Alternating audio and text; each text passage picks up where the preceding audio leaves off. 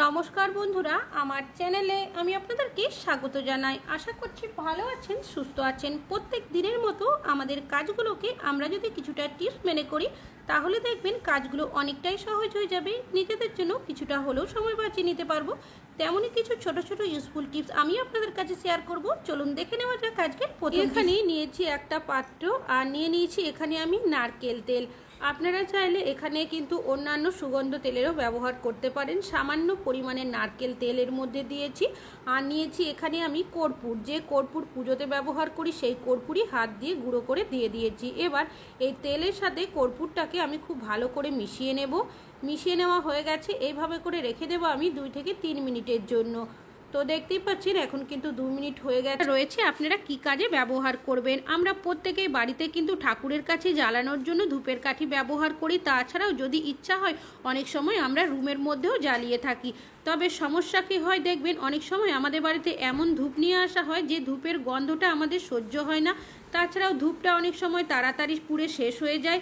এমনকি অনেক সময় দেখা যায় আমরা মশা তাড়ানোর জন্য নানা ধরনের ধূপের কাঠি বা মশা মরার যে কয়েল থাকে সেটার ব্যবহার করে থাকি। তবে আপনারা যদি এইভাবে একটা মিশ্রণ বানিয়ে নিতে পারেন তাহলে দেখবেন অনেকগুলো সমস্যার থেকে সমাধান হবে। এইভাবে মিশ্রণটা আমি খুব ভালোভাবে লাগিয়ে নিয়েছি। যেহেতু এখানে তেলের ব্যবহার করেছি, ধূপের কাঠিগুলো তাড়াতাড়ি পুড়ে শেষ হবে না।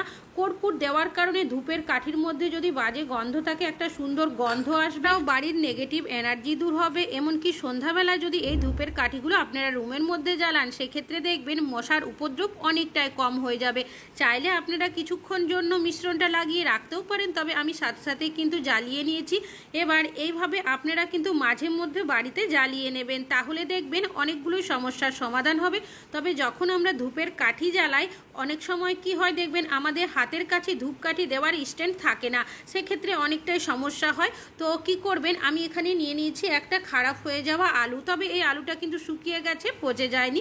এই আলুটা কেটেও ব্যবহার করতে পারেন বা পুরোটাও ব্যবহার করতে পারেন। এই আলুর মধ্যে যদি আমরা এভাবে করে ধূপের কাঠিগুলো গেঁথে দিই সেক্ষেত্রে দেখবেন স্ট্যান্ডের মতো কাজ করবে। যদি হাতের কাছে ধূপের কাঠি না থাকে এই আলুগুলো ফেলে না দিয়ে আপনারা এইভাবে ব্যবহার করতে পারেন।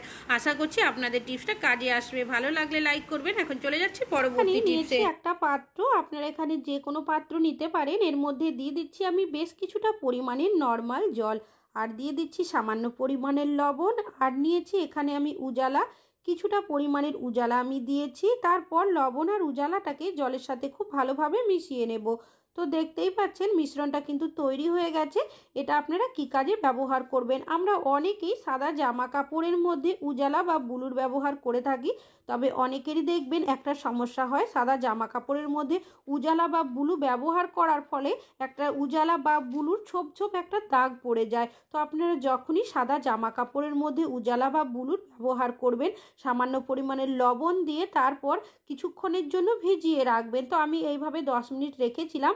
তারপর এই শার্টটাকে নিংড়ে নিয়েছি। এখন আপনাদেরকে দেখাচ্ছি, দেখতেই পাচ্ছেন কোনো ছোপ দাগ কিন্তু পড়েনি। আশা করছি এই টিপসটা আপনাদের কাজে আসবে। এখন চলে যাচ্ছি পরবর্তী টিপসে। আমরা যখন কিচেনের মধ্যে রান্নাবাড়ি করি অনেক সময় দেখবেন আমাদের কিচেন স্ল্যাবে হোক কি কিচেনের মেঝের মধ্যে এইভাবে করে তেল পড়ে যায়। আর এইভাবে তেল পড়লে এই তেলটা যদি আমরা কোনো কাপড়ের সাহায্যে পরিষ্কার করতে যাই সেক্ষেত্রে দেখা যায় পুরো কিচেনটাই কিন্তু তেল চিটে হয়ে যায়। অনেক সময় যদি আমরা কোনোভাবেই সেই জায়গার মধ্যে পা দিয়ে দিই পা স্লিপ করে যায়। বাচ্চারা থাকলে কিন্তু অনেক সময় ব্যথাও পায়। তো আপনারা কি করবেন, নিয়ে নেবেন কিছুটা পরিমাণের আটা। আর দেখতেই পাচ্ছেন এই আটাটা কিন্তু আমার খারাপ হয়ে গেছে, দলা পেকে গেছে। তো এই খারাপ হয়ে যাওয়া আটা কিন্তু আমি কোনোদিনই ফেলে দিই না, এটা আমি রেখে দিই। অনেক কাজেই কিন্তু আমরা এই ধরনের খারাপ হয়ে যাওয়া আটা ব্যবহার করতে পারি। তো তেলের মধ্যে আমি এই আটাটাকে দিয়ে দিয়েছি। এবার এইভাবে করে চারিদিকে ছড়িয়ে দিচ্ছি যে জায়গার মধ্যে তেলটা রয়েছে। এইভাবে যদি আমরা আটাটা দিয়ে দিই আটার মধ্যে দেখবেন তেলটা কিন্তু ভালো মতো অ্যাবজর্ব হয়ে যাবে। আপনারা আটাটাকে হাত দিয়ে চেঁচে তুলে নেবেন, তাহলে দেখবেন যে তেলটা থাকবে সেটা কিন্তু সম্পূর্ণ আটার মধ্যেই চলে আসবে।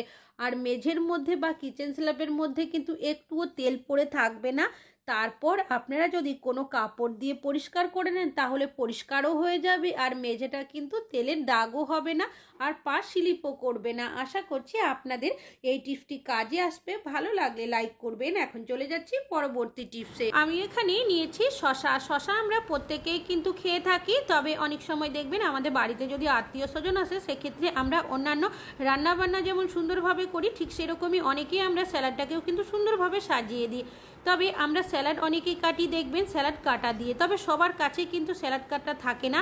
সেক্ষেত্রে আপনারা কিভাবে খুব সহজে কোনো রকমের স্যালাড কাটা ছাড়াই সুন্দরভাবে স্যালাডটাকে কেটে নেবেন তেমনই একটা ইউজফুল টিপস আমি আপনাদের কাছে শেয়ার করব। তো নিয়ে নিয়েছি এখানে একটা পাত্র আর নিয়েছি একটা কাঁটা চামচ। আমাদের প্রত্যেকেরই বাড়িতে কিন্তু কাঁটা চামচ থাকে। এবার শশার ওপরে আপনারা এইভাবে করে কাঁটা চামচ দিয়ে বেশ কিছুটা ঘুরিয়ে ঘুরিয়ে দাগ কেটে নেবেন। এইভাবে যদি দাগ কেটে নেওয়া হয় তারপর যদি আপনারা শশাটা কাটেন দেখবেন শশার মধ্যে একটা সুন্দর ডিজাইন তৈরি হয়ে যাবে। আমি এইভাবে করে শশা কেটেছি, আপনারা চাইলে গাজরও কিন্তু এইভাবে কেটে নিতে পারেন। তো দেখতেই পাচ্ছেন কতটা সহজে কোনো রকমের স্যালাড কাটা ছাড়াই একটা কাঁটা চামচের সাহায্যে আমরা সুন্দরভাবে শশার মধ্যে একটা ডিজাইন করে নিতে পারলাম। আশা করছি আপনাদের এই টিপসটা কাজে আসবে।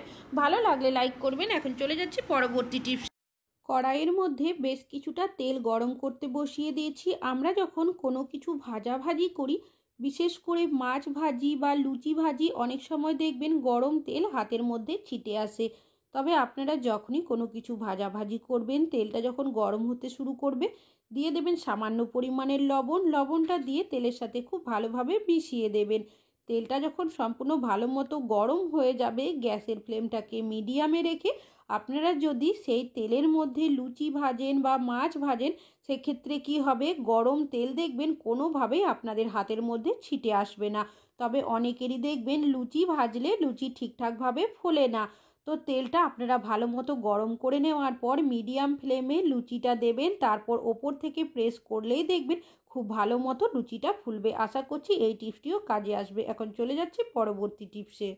এখানে নিয়েছি একটা বাচ্চাদের প্যান্ট। এই ধরনের প্যান্ট বাচ্চা অথবা বড় অনেকেই কিন্তু পরে থাকেন। বিশেষ করে যে প্যান্টগুলোর মধ্যে এই ধরনের দড়ি থাকে সমস্যা কি হয় দেখবেন বাচ্চারা অনেক সময় একটা সাইডের দড়ি ধরে টেনে দিলে অন্য সাইডের দড়িটা কিন্তু ভেতর দিকে এইভাবে ঢুকে যায়। তখন কি হয় আমরা বারবার কিন্তু এই দড়িটা পোড়াতে থাকি, আর বাচ্চাদের অনেকবার বললেও কিন্তু তারা কথা শোনে না। তবে এই ধরনের সমস্যা যদি আপনাদের সাথে হয়ে থাকে তাহলে কিন্তু আপনারা একটা কাজ করে নিতে পারেন। তো দেখতেই পাচ্ছেন দড়ি দুটোকে আমি প্রথমে ভালো করে সমান করে বের করে নিয়েছি। এবার নিয়ে নিয়েছি এখানে আমি সুচ আর সুতো। আপনারা একই কালারের নেওয়ার চেষ্টা করবেন। আপনাদের বোঝানোর জন্যই আমি অন্য কালার এখানে ব্যবহার করেছি। প্যান্টের যে ভেতরের সাইডটা রয়েছে পিছনের দিকে সেই সাইডে আপনারা এইভাবে করে 2 থেকে 3 বার সেলাই করে দেবেন। এতে কি হবে যে প্যান্টের দড়িটা রয়েছে প্যান্টের সাথে ভালোভাবে ফিক্স হয়ে যাবে। তারপর যদি বাচ্চারা দড়িটা ধরে টানাটানি করে না কেন দেখবেন কোনোভাবেই কিন্তু দড়িটা ভেতরের দিকে ঢুকে যাবে না। তাছাড়া অনেক সময় বাচ্চারা দেখবেন এই দড়ির নিচের সাইড থেকে টেনে দিলে পুরোটাই কিন্তু খুলে যায়। সেক্ষেত্রে আপনারা এইভাবে করে যদি গিট দিয়ে রাখতে পারেন সেক্ষেত্রে দেখবেন সেই সমস্যাটাও হবে না। চাইলে আবারও আপনারা আরও একটা এইভাবে করে দুটো দড়িকে দিয়ে একটা গিট দিয়ে রাখবেন। আশা করছি আপনাদের এই টিপসটি কাজে আসবে। ভালো লাগলে লাইক করবেন। এখন চলে যাচ্ছি পরবর্তী টিপসে। আমি এখানে নিয়েছি একটা গুঁড়ো দুধের প্যাকেট। আমাদের অনেকেরই বাড়িতে কিন্তু এই ধরনের গুঁড়ো দুধ নিয়ে আসা হয়ে থাকে। তবে অনেক সময় এমন হয় হয়তো আমরা পুরোটা ব্যবহার করি না, কিছুটা ব্যবহার করি আর কিছুটা কিন্তু প্যাকেটের মধ্যে থেকে যায়। তখন প্যাকেটটাকে ভালোভাবে মুড়িয়ে তারপর একটা রাবার ব্যান্ড দিয়ে আটকে দিই। তবে এইভাবে রাখলেও দেখা যায় বাইরের কিছুটা হলেও হাওয়া কিন্তু প্যাকেটের ভেতরে চলে যায়, যার কারণে গুঁড়ো দুধটা দেখবেন দলা পেকে যায় এমনকি আস্তে আস্তে নষ্ট হয়ে যায়। তবে আপনাদেরও যদি গুঁড়ো দুধ নিয়ে আসা হয়ে থাকে আর প্যাকেটের মধ্যে কিছুটা থেকে যায় সেক্ষেত্রে আপনারা কিন্তু একটা কাজ করতে পারেন। আমি এখানে মোমবাতি জ্বালিয়ে নিয়েছি, আপনারা গ্যাসের মধ্যেও কিন্তু করতে পারেন।